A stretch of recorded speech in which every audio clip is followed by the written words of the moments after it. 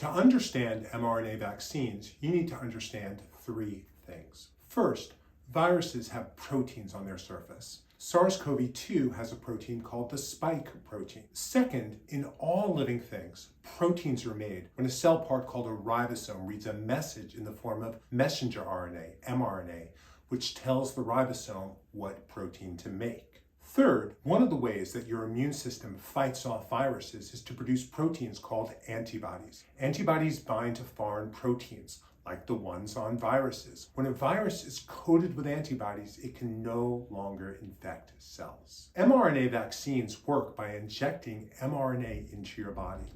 This injected mRNA gives your cells the information required to make viral surface proteins, such as the spike protein. After making the spike protein, your cells will display it on their cell membranes. In response, your immune system produces antibodies to the viral protein. These antibodies will circulate in your blood. When they encounter SARS-CoV-2, they'll bind to the spike protein, coating the virus.